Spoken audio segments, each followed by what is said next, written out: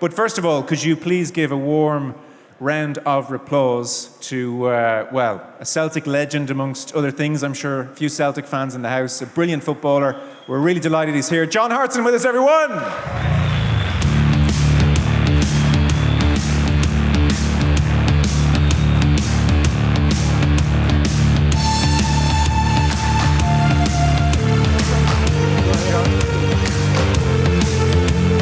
Jump in wherever you like, yeah. You're very welcome. Great to have you with us. Does John have a microphone? He does. There you go. Very important. We'll try that again. You're very welcome. Thank you. Good evening, everybody. Good evening. So we're going to talk World Cup later on. I know you're going out there. Life now in general, you're living in Edinburgh. Yeah, life's good for me. Just healthy. I think 12 years ago I was diagnosed with testicular cancer that spread to my lungs and onto my brain. It was a very difficult time, obviously. I think when you get told you've got cancer, your initial thoughts is that you're going to die, and that's what I thought. So very blessed to come through that. So I very much appreciate the simple things in life now, Joe. Time with my children and sucking in the fresh air every day. So I'm healthy, which is the main thing. So I'm in a good place. I'm clean. I'm 11 years. I'm 11 years abstinence from gambling. I've not had a bet in 11 years. So things are good, mate. Things are very good. I'm in a good place. Well, I wasn't going to jump in on such heavy topics, but I mean, it's clear that they've had a big impact on you, and they're worth talking about. The striking thing about your cancer diagnosis, in 2009 you weren't long retired, is that you had noticed a lump on your testicle and hadn't gone to the doctor for 4 years, which just seems, I presume even some part of you was thinking, 4 years, I should really get this checked out, or was it total ignorance? Well, first of all, I felt a little lump. I felt a little lump on one of my testicles. And I didn't think anything of it, and I think as the years went by, the lump all of a sudden on one of my testicles started to get a bit bigger. And then I was at West Brom. I was playing. Brian Robson signed me and Kevin Phillips on the same day at West Brom. And one particular day I showed this particular lump to my wife, and it was like it turned into like a baked bean size, then into like a Malteser size, then it became like the size of a grape on the edge of one of my testicles. And subconsciously, I almost felt like something was wrong because I didn't feel right. I always think in the morning when you're not right, when you don't feel right when you get out of bed, there's something wrong. I think everybody knows their own body and everybody knows the way they feel. But for me, I wasn't feeling great at that time. So I felt something was wrong. And my wife said to me, go and check that with the West Brom doctor. And I told a white lie. I told her that I'd been and everything's fine. And I'd just carry on. But I hadn't been to see him. So that was a big, huge mistake, because if I'd got it at that particular time, it would have been dealt with. I'd have probably gone into hospital, had one of my testicles taken off. I might have had a few sessions of chemotherapy, and not gone through all the rigmarole of 2 emergency brain operations and God knows how much chemotherapy, and just that time in hospital, which I spent 6 weeks in hospital, which is not nice because I'm used to being out in the fresh air, playing football, every day. So it's totally out of my comfort zone when I was in the hospital. And these surgeons and these nurses, they're incredible people. I was being washed every day with a bedpan by these nurses, and at the time people think it's a little bit embarrassing, but it's not. They do it every day, these nurses. They're incredible people, and I feel very lucky to have come through that period. But I'm wiser, I'm a little bit older, and I believe I'm better for the experience. That included 2 brain surgeries, close to 70 chemotherapy sessions, and as you said, it spread to your lungs and to your brain. Yeah. Now, I'm no scientist, but lungs and brain feel essential to me. How much trouble were you in with the diagnosis? Was the outlook always, John, listen, this is going to be okay, we're going to get on top of this, or was there a fair degree of worry? Well, the initial words my specialist said to me was, John, you have a tumour on your testicle. It's cancerous, it's spread to your lungs, and it's on your brain. Over the next 3 or 4 months, you're going to go through some rigorous treatment. I wish you well. And it was almost like he was saying bye-bye to me. Wow.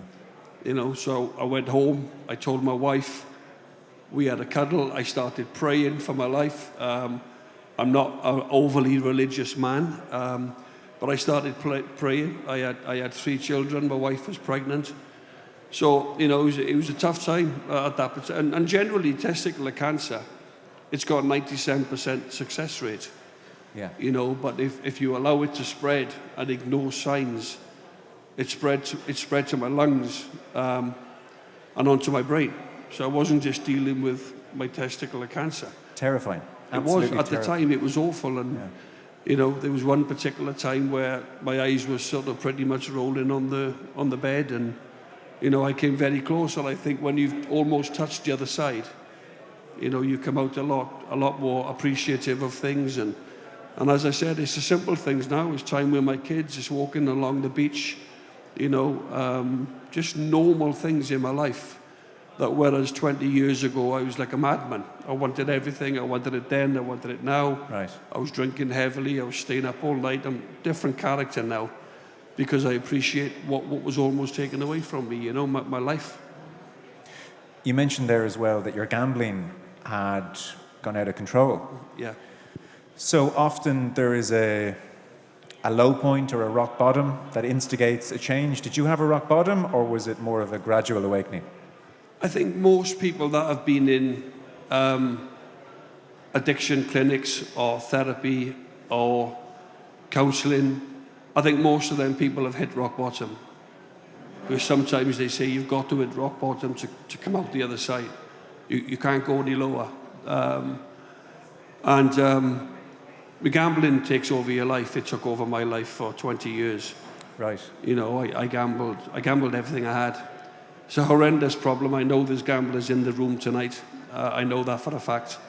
And they call it the silent addiction because you can gamble and nobody knows. Nobody can tell, you know, by your mannerisms or the way you're acting. Yeah. Whereas if you're drunk. And so even as a player, if we're going back 20 years, that predates the smartphone being the go-to place to gamble. Were you hanging out in betting shops as a player and all that kind of carry on? No, I had accounts. I used to on the phone? On the phone, Okay. yeah. At one stage, I had about 7 or 8 different accounts, and I maxed them out. And because I was earning big money, the bookmakers would let me. It's almost unlimited funds. Whatever you want to do. Yeah. Yeah. And it totally took control of me, the gambling. So, you know, now after 11 years, I've been going to GA. I will continue to go to GA until I'm 70, if I live that long. Right. Because it's 2 hours out of my life, and the amount of benefit I get from helping others now as well. Yeah. And I just think it just keeps me on my toes by going to the meetings and joining that fellowship. When you say it took over your life, so when you're, and we'll talk about the football in just a moment, when you're scoring goals at Anfield for Celtic and winning Players' Player of the Year in Scotland, it's having a control over you then. Like, was it a very stressful existence, or did you think it was a problem throughout the 20 years? At times, did you think, yeah, it's okay? No, not really. I enjoyed it. You know, gambling is meant to be fun. You know, people who gamble, not everybody who gambles is an addict. Yeah. Gambling is meant to be fun. Sure. And did you think you were an addict for much of those 20 years? Not an addict. I realised that maybe at one stage it'll stop. Okay. You know, and I was hoping that one day I wouldn't gamble like the way I am. It caused an awful lot of problems in my life. You know, it caused an awful lot of unrest in my home and things like that with people. I was an addict. I am still a recovering gambling addict, and I will still recover. I'm still in recovery every day in my life. So, I'm 11 years. I've erased it from my thinking process, my mind. Yeah. And as I said, I think if I hadn't have got myself clean, I'd have either been dead or I'd have been in jail. What prompted you 11 years ago to make the change? It was my wife. My wife, I'd been out all day, and I had a 3-story house in Wales where I was living at the time. I live in Edinburgh now for the last 7 years. But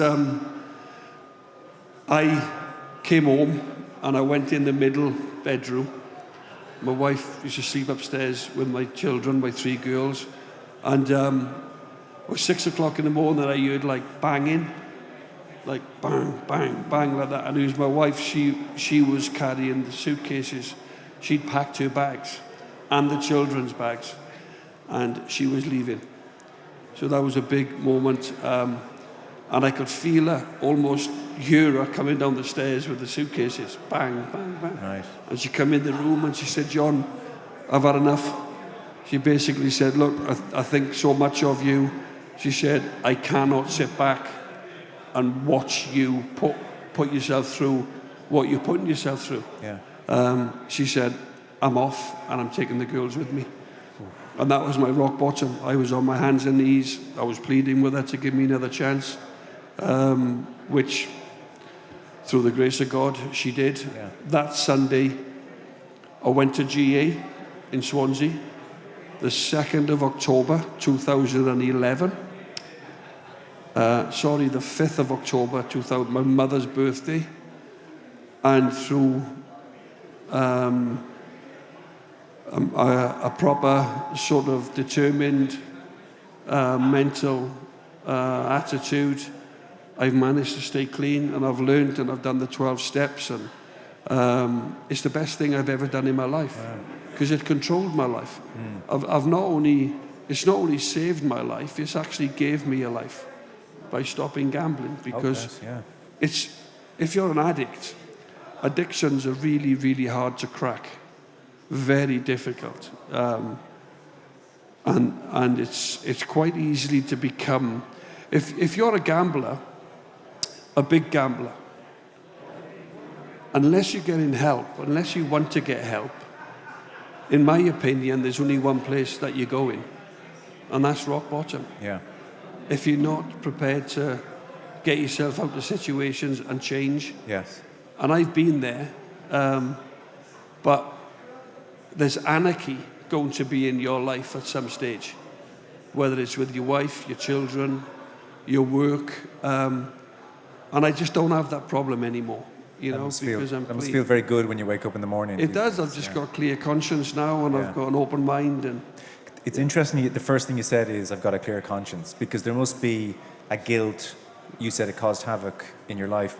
You must have to tell white lies and worse lies and constantly be hiding things. Well, compulsive addicts are compulsive liars. That's what we are. Yeah. Alcoholics will sleep with a bottle of vodka under their pillow and tell their wife they're under a drink for 3 months. What does GA do for you when you go to a meeting today? Why is that important for you to keep going? It's therapy. Therapy. It's therapy for me. And 11 years ago, when I went to GA for the first time, I was in all sorts of trouble. My second marriage was on the brink. I wasn't really bothering much with my children, because gambling takes over, addictions take over. Not because I was a bad person, it's because I was an addict. Yeah. And I was ill. I wasn't very well, it had got a hold of me. So when I go to GA now, I come away and I think that was a little bit of medicine. A little bit of medicine for 2 hours, listening to people's stories, helping, giving advice, listening to advice. And they're wonderful places. Right. Well, congratulations, genuinely, because that's an amazing thing. Oh, thank you. It really is. And to talk about it as well is great. Yeah, but I don't want any credit or, I had to do something for myself. You know, I needed to do this for myself. It's amazing you managed to juggle that with this great career. I must say, I didn't realise that you were struggling as badly behind the scenes. Yeah. It's always the way, isn't it? So, brief recap for a moment. Arsenal at the age of 19 in 1995, 2.5 million, most expensive teenager in British transfer history. 2 years later, you go to West Ham. Harry Redknapp takes you there, their transfer record. You go to Wimbledon at 23, 7.5 million. Joe Kinnear takes you there. So, I mean, that was a hell of a start to life in professional football. And then, of course, Celtic comes along. I'm curious at Arsenal, for instance. You got a glimpse of the early Wenger years. Yeah. What was he like? Well, first of all, George Graham signed me. Sure. I was at Luton. I'd gone to Luton from school. Apprentice, YTS scheme at 19. I had this wonderful move to Arsenal, George Graham. And then George got he got relieved of his duties after about 4 or 5 games. Yeah. Because of that. Yeah. That incident with the Norwegian, I think he was a Norwegian agent or something. So George was relieved of his duties, and then Bruce Rioch came in, and then obviously Arsene Wenger. And Arsene Wenger wanted me to stay at Arsenal. He said, look, I've got the best two on the planet right now. I've got Dennis Bergkamp, who was an unbelievable player, and he had Ian Wright, who at the time was the England centre-forward. So me and Wrighty played several times together, and Bergkamp played in the hall. But there was always a feeling in the back of my mind that Wenger wanted to play them too. They were fantastic. It's pretty good too. And I was next man in. Okay. I was next man in. But I've got Harry Redknapp. I've got Harry Redknapp on the phone. And Harry's quite persistent when he wants something. And he said, come to West Ham. He said, we're looking for a number 9.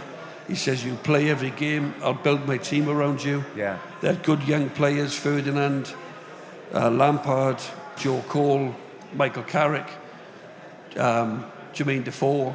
They had a wonderful youth team. And he says, we've got good players coming through the system. He said, we're desperate for a centre-forward. And I think I could have stayed at Arsenal. I left Arsenal in 97, and they won the double in 98. Yeah. You know, so I could have stayed and picked up a couple of medals, but I think I wanted to play. Yeah. You've got to play. Plus, in that double year, Anelka is going to arrive as well, so it's going to become more competitive. Anelka arrived for 500,000, and they sold him for 22 million. Yeah. Patrick arrived when I was there. Patrick Vieira. I played with Patrick. I didn't play with Thierry Henry, and it's interesting because I was at the Euros a couple of years ago. I know Thierry Henry is not a great name I should be mentioning here, so yeah, I'll change that one then. But I could have played with, obviously, him. He's a great player, obviously. Sorry for offending anybody if I offended the Irish here. But then I left for West Ham, and I scored goals at West Ham, and we stayed up that particular year. Yeah. Harry was great to work with. We had good players, Moncur, Bishop, Ferdinand, you know, Trevor Sinclair. We had some real good players in that team as well. Yeah. And did Wenger strike you as football genius? Was he great to work under? What was it about him at that time? He was totally different to anything else I'd ever worked under. I'll bet he was, yeah. He was. He changed all the diet, all the food, the supplements. Normally it was like a bit of a liquid lunch with a few of the lads. Yeah. You know, you try and shoot off away from the dinner table. And once in a while, you'd go to a pub around the corner, you'd have a few pints and steak and chips or whatever you had. Not everybody, but some of the lads used to do that on a regular basis. Arsene Wenger introduced a different style of training. Everything was on the watch. You know, it was all timed. It was all became a lot more, I wouldn't say professional, but a bit more organised. It was attention to detail a lot more. You would run for 20 minutes every morning to get the lactic acid out of your body. You'd have one day physical in the week where you just run, wouldn't see a ball. Right. And all of a sudden the players just started to buy into what you wanted. And I think the likes of Tony Adams, Paul Merson, Ian Wright, Dixon, Winterburn, Boldy, these guys tuned into what he wanted. And they had great success. Yeah. You know, they won titles, they won doubles. And I think Arsene Wenger put years on top of these guys' careers. Yeah. There's no doubt they would have been finished earlier if they hadn't tuned into the Arsene Wenger way. And as I said, he was so professional, never heard him swear, a complete gentleman, Arsene Wenger. And he did say to me, look, John, you're next man in if you stay. But I wanted to play. It's fair enough. Because I knew with the Welsh team, Rush, Hughes, Saunders, they were all 10 years older than me. So I felt I needed to be playing regular to get into that national team. You joined Celtic in 2001 and have this amazing 5-year spell, 3 Scottish titles, the adventures in Europe, Scottish Cups, your Players' Player of the Year, as I mentioned, in 2005, your Football Writers' Player of the Year. You scored 25 league goals in 38 league games that season, and it just seems like a thoroughly enjoyable, fun time where you really blossomed as a player and hit your groove as a player and surrounded by other great players. I mean, you're even smiling as I bring all this up, so it's just a great, happy time in your life. Yeah, it was. I was 26 years of age. I'd failed 4 medicals before arriving at Celtic. Including Rangers. Well, the most famous one people always remind me of was the one at Charlton Athletic, to be honest. But yeah, The one that got away. No, but when I arrived at Celtic, they just won the treble for the first time in 40-odd years under the great Jock Stein. So my initial thoughts were Sutton and Larson had scored 66 goals between them that season. So I'm thinking, well, why do they want me? Yeah. You know, Chris and Henrik were loved by the crowd. They linked up. They were a great partnership. Chris was a brilliant foil for Henrik. And I went to see Martin O'Neill, and I said, look, how am I going to get in the team? Because I sat out the first 3 or 4 games. And he said to me, give me a bit of time, he says, and I'll get you in the team. And as I walked out of the room, Martin said, John, he said, by the way, he said, go and remind Chris that last season, during that 66 goals, Henrik got 53 and Chris got 13. So, but I never did tell Chris that, because he was a big friend of mine. But I quickly got in the team, and I never came out. Yeah. I never came out of the team in 5 years. You know, I come off a few times after about 65 minutes. But no, it was a fantastic team. I think our youngest player was still Ian Petrov, 26. Everybody else was 30, approaching 30. All great experience, international footballers, knew the game, had played at the highest level, and we had a brilliant manager. Martin O'Neill was unique, and he did great things for Celtic. You know, Celtic were under a little bit of a barren spell before he went there. Yeah. Rangers were very much the dominant force. But he quickly turned that around. You know, he turned that around, and it became a great place to play football, Celtic Park. I'll bet it did. And even, it was extraordinary for so many reasons, not least even Henrik Larsson winning the European Golden Boot. When I think he's getting half the points of other strikers at other leagues. He must have been extraordinary to see in his pomp. I think 53 goals, as you said, in that 01 season, and then plus 40 in a couple of other seasons. Even you, who, well able to score a goal, at times must have been looking at Larsson going, bloody hell, this is a bit different. Henrik was a genius. He was so much better than every other player. Right. In particular in terms of what he did, and he was a complete team player. Never spoke about himself, very humble, did his job, did it to the best of his ability. Great mixer as well in the dressing room, very focused in terms of what he wanted to do. I think the Scandinavian players are very much like that. They're driven, and they're solid people to be around. But Henrik, I think as well, that one of the bigger compliments I could pay him was he was never quite satisfied with just scoring 3 goals and winning the game. Like if I'd scored 2 goals and Martin brought me off after 70 minutes, I'm thinking, right, I've scored 2 goals, I'm happy to come off. Henrik could be on a hat-trick and he'll chase the goalkeeper down in the 90th minute. Okay. He wants 4 goals, he wants 5 goals. He's relentless in his work. And he was just a technically amazing, could do everything, could score any type of goal, you know, and his numbers are through the roof. It's 242 goals in 315 games. That's averaging 60, 70 goals a season. Yeah. Who does that? Because there was potentially a touch of ignorance around European football. Well, if he's that good, why is he at Celtic? But then he went to Barcelona. And even as quite an old player at Old Trafford, in a brief cameo, he just showed how classy he was. So I think he retires almost having shown anybody there was no doubt. Well, I think a lot of clubs would have probably came in for him. Yeah, I'm sure. During his 7 years. But in all fairness to Henrik, he had a vision. You know, he had a thinking way of, I'm going to give Celtic many years. I think he enjoyed his life, his personal life in Glasgow. He was left alone for being such a superstar. Right. His family were treated very nice. And he managed to hit all sorts of records, you know.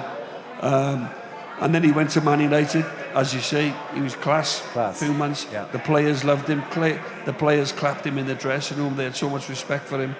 And then he won a Champions League at Barcelona. So for people to say, well, he did it at Celtic in the Scottish League, but he also did it at a later age when he was really fit. You know, he could still do great things, which he managed to do. We often hear that Glasgow is a real goldfish bowl.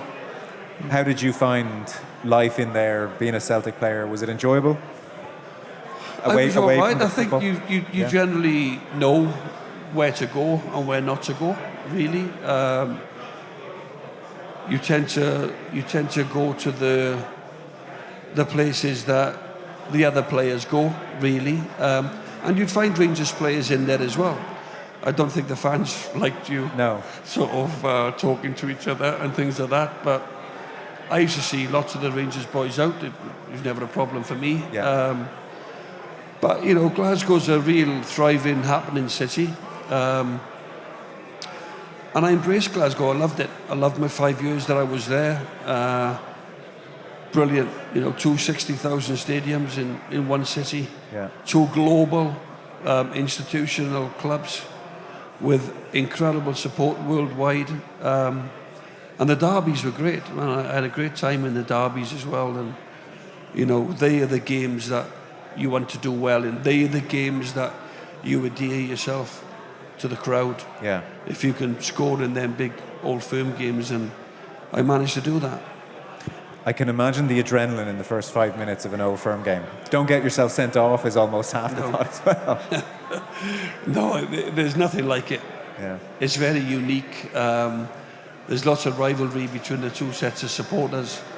The passion, the noise level, you know. And you play each other 5-6 times a year, but everyone's different. Yeah. Every single game is different. And I think it's those games that you can really, you know, make an impact with the crowd. And we mentioned your 4 medicals that you failed. It doesn't seem like you missed a huge amount of games because of the knee, which is the curiosity there. No, I failed. It was on my knee. I'd had 4 medicals. I failed a medical at Charlton, Alan Kirbishley. I failed a medical at Spurs with George Graham was signing me again. Signed me for Arsenal. He was taking me to Spurs. Yeah. Alan Sugar, David Pleat, who was my manager at Luton. Failed that medical.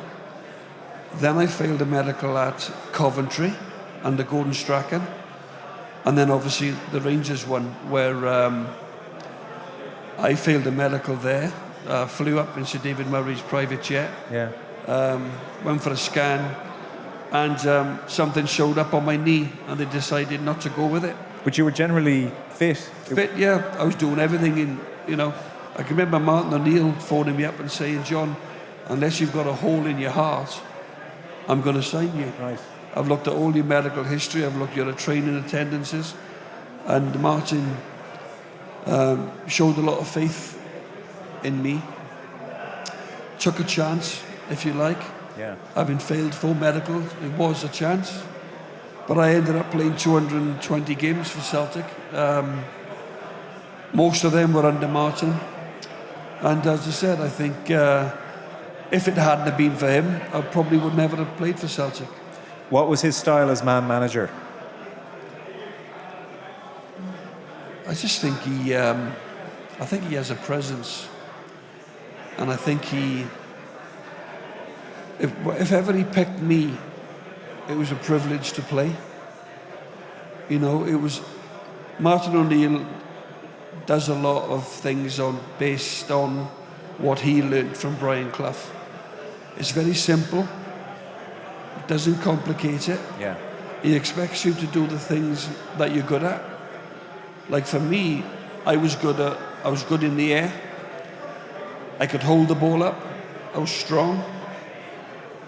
And I could score goals. So basically, he used to say to me, John, don't have 30 things in your mind today when the ball comes into you. Don't think of flicking it here, flicking it there. Have one thing in your mind. Put your foot on the ball. Allow the team to come up the pitch. And if you can, just for me today, please, just this once, pass it to a green and white shirt. And then get yourself in the box. Okay. Now, I knew I had to do a lot more than that. Yes. But he simplified it. And he simplified everybody's roles. Like, he used to say to Chris, he couldn't teach Chris to, when the ball's in the air from the goal kick, to give the centre half a little nudge when the referee's looking at the ball. And it's no coincidence that the ball used to come down and Chris used to go bang down on his chest, because he was clever. Yeah. And he couldn't teach that. Yeah. How do you teach Henrik Larsson how to score a goal? You can't. How do you teach Paul Lambert or Stan Petrov to make them forward runs? It's intelligence, it's football know-how. So he puts the onus on you to go and play and to go and do the right things on the football pitch. And he signed good players. Yeah. You know, and he had a back four. Johan Mialbi, Bobo Baldi, Valharan, Thompson, Agat. Tremendous footballers. And the three centre-halves would die to keep a clean sheet. They loved keeping clean sheets. They loved keeping the ball out of their net. And he played 3 at Villa. He played 3 at Leicester. He played 3, I think, at Wickham. He loves 3 centre-halves, wing-backs, because that allows him to play 2 strikers as well. So he stuck to that system generally. Yeah. And I had great success under him, you know. And it's really my opinion, he's the best manager I ever worked under in terms of getting the best out of me. Yes. Very honest, tells you exactly how it is. And as I said, if I played in his team, if he picked me, I felt it was a privilege that he put me in his team and he trusted me to go and win the football match for him. Because players win your games. Managers don't win your games. Players win your football matches. It must be nice to go out as a player with just something very simple in your head. Yeah, it was. Because I would think, especially as football has evolved, the messages are very complicated, lots of messaging going on. And look, football is better than ever in many ways, but I'm sure some players think, God, this is a lot to take on. Now, you make a very good point, because I think where managers go wrong, they look at players, and there was no point telling me to run the channels. Wasn't my game. Yeah. No point telling Mark Hughes and Mark Viduka and big centre forwards, but tell them, get hold of the ball. Be a focal point. And that's music to your ears then. I can do that. You know, and do the things. Go and win headers. Be aggressive. Run across people, you know, and win your headers. Things like that. And you're spot on. And good managers, they look at it and they go, I've got this player. What does he give me? What does he give me? Is he a great athlete? Right, he's a brilliant athlete. I want you to go cover back, forward, get and support the front. If you're not such a good athlete, just cheat a little bit on the halfway line and do your great work going forward. Yeah. You've got a player called Jota at Celtic now. He does all his great work going forward. You don't want to knacker him out by 60, 70 minutes. Yeah. So he'll cheat, in a football sense, cheat. He'll come so far, so when Celtic break and win the ball back, he's away. Yeah. And that's when he's at his best. you've got to get the best out of players, and good managers have a look at it and say, this is what I've got. And that's how I'm going to win the game. I'm going to set them up in a system where they'll enjoy it and they all know what they're doing. Ange Postecoglou now, he's got a real sort of philosophy, and it's really hard work. But every single player that goes out on the pitch knows his role, so it's not complicated. Yeah, he's got a certain charisma as well, doesn't he? And a presence, a bit like O'Neill. Yeah. Maybe you have to at a club like Celtic. As you retired, so I mean, retirement's a difficult thing for any professional sports person to go through. And as you have talked about already this evening, you were going through a whole heap of things on the side. Where are you now in your life in terms of like the next 15, 20 years? Media can be a terribly precarious, unreliable source of income, but you've been very visible on our TV screens over the last decade. Where's your head now over what you want your life to be over the next number of years? As I said when I first came out, I'm healthy. Yeah. So I'm alive, and I can do things, and I can hopefully stay healthy. Yeah. You know, because health is number one. Health is number one in life. Without your health, you got nothing. If you can't get out of bed in the morning and get yourself down the stairs, you can have all the money in the world. You know, your health is number one. Second to health is trust. You know, trust is only second to health. So with someone like me, who's in the limelight, you know, I've got to trust people. I've got to pick and choose who I hang around with, make sure I'm in the right company. And I don't see a long-term future in the media. I don't want a long-term future in the media. I'm going to the World Cup on Saturday. Yeah. I've got 8 games to cover. I'll enjoy working with ITV over in Qatar. And you enjoy media? I do enjoy it, but I don't see a long-term future. Okay. Because 4 or 5 years ago, I had contracts, 3-year deals, covering 40, 50 games a season. I just feel now there's a younger element coming through. There's a new generation of pundits coming through. And I think you've got shelf life. Yeah. You know, there's only one Guy Lineker. You know, there's only one Mark Pugac. You know, there's not many of them around, really. So I've got 1 or 2 things happening, you know, for me, 1 or 2 business ventures and things like this in Edinburgh, and 1 or 2 other plans, property, and, you know. So I'm happy. I'm happy where I am. I don't mind dipping my toe in for the World Cup. Yes. It's a great gig. Yeah, it is. I don't mind doing the odd Sky gig, the odd BT gig. Yeah. But I don't think I'm going to be one of those that signs a 3-year contract with the BBC. I think my days of that have gone now. Yeah. Unless somebody comes in who takes a liking to me and says I quite like, you know. It's almost like being you get your shelf life as a player. You get your shelf life as the recently retired player, where you're the shiny new pundit and everybody gets you on. And then, as you said, the next match come through and the next match come through, and you're another year older. It's actually tough again on sports people to go into the media when they hit their 50s. They almost need to reinvent themselves again. It's a curious lifestyle in that respect. Yeah, but I've had a great run of it. I've done them all. I've done Match of the Day. Yeah. I've done Football Focus. I've been over in Dublin. I've done RTE. I've done all these big shows for years. I've had a great run in the media. I've had 15 years of the media. I've been to 3 major tournaments, you know, once with the BBC, 2016. Then I was with ITV, 2021. And I'm going to Qatar on the weekend. So, but it's nice not to be reliant. Yeah, I've had a great run, but I get it. I get it, you know, and that's why I'm thinking outside the box. Different things.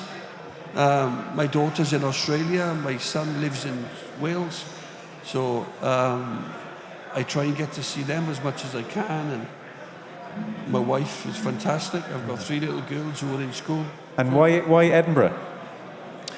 Edinburgh, because it's one of the finest cities in the world. It's absolutely stunning, yeah. Yeah, I feel very lucky to live in Edinburgh. I've got a lovely house in the countryside. I play a bit of golf. You know, me and Frank McAvenny, we catch up for a game of golf. Okay. I come over to Dublin now and again and do a few gigs, and I'm very normal. I'm from a council estate in Swansea, like most of the people in here from council estates, you know, and I don't put myself on the pedestal, you know. Yeah. I'm just very, very normal guy. Do you miss football? I miss the occasion. I miss the match day. Right. I don't miss the travelling. I don't miss everyday training. I had a few injuries. I had 2 back operations and a couple on my knee, obviously. So I loved travelling from the hotel to the ground and seeing the fans on the bus and getting a bit nervous and anxious and needing to win, you know. But I don't miss the day-to-day involvement. I was very blessed. I had a really good career. But I've got other things now. I've got other interests, and I'm 47 years of age, and I'm proud of what I achieved, you know, but I probably achieved more after football than what I did in football with my cancer and the gambling stuff. So, you know, that's what I'm at now. Yeah. That's what I'm at. It's been an eventful life when you lay it out in those terms. What was your happiest spell at Celtic, or what's the highlight or the memory that, over a cup of tea, if you're daydreaming, you might go back to occasionally? What, Celtic? Or, well, I'm guessing it is at Celtic, but your favourite football memory, or... Well, I became a winner at Celtic. Yeah. You know, I played with Arsenal, and I played with great players, and West Ham, and Wimbledon was great. You know, Wimbledon was a riot every day at Wimbledon. Yeah. Joe Molloy, Sam Haman. But I think probably with Celtic, I never had that chance to walk up the steps and lift a trophy. Yeah. And I won 2 Scottish Cups, I won a League Cup, and I won 3 titles. Should have been 5 titles. Because I won 3 titles, and the 2 that I lost, we lost by a goal, 1 goal. Yeah. And we lost by a point. There was a helicopter Sunday one, wasn't there? Yeah. So the 2 I lost were incredibly close. Yeah. And the ones that I won were by 27, 33, 21 points. Okay. So,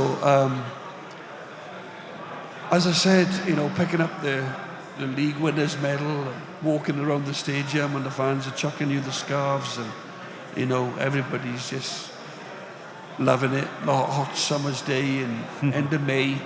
You got your family, your kids are on the pitch with you. You're walking around celebrating the league win. The music's on. All the Celtic songs are being played, and that's a special moment because I won. You know, I won. But I didn't get that at Arsenal. I played in 2 European finals for Arsenal. I played in the Super Cup final and the Cup Winners' Cup. But we lost both games. You know, at West Ham we lost in 2 quarter-final of the FA Cup and League Cup. But at Celtic, incredible fans, unbelievable support, you know, a brilliant occasion, 60,000 fans packed into the ground every week, idolising you, you know, absolutely idolising you. And as I said, probably at Celtic, because I won, you know, and you enjoy winning. Well, that's fair enough. Listen, I mean, we've covered a lot there. It's been amazing to hear your perspective on life. You know, it's not often we talk with a footballer and cover all those topics. So you are going to stay with us. Damien Delaney is going to be along later on. We're going to talk about the football. But for the time being, would you give John Hartson warm round? Thank you very much. All the best. Thank you.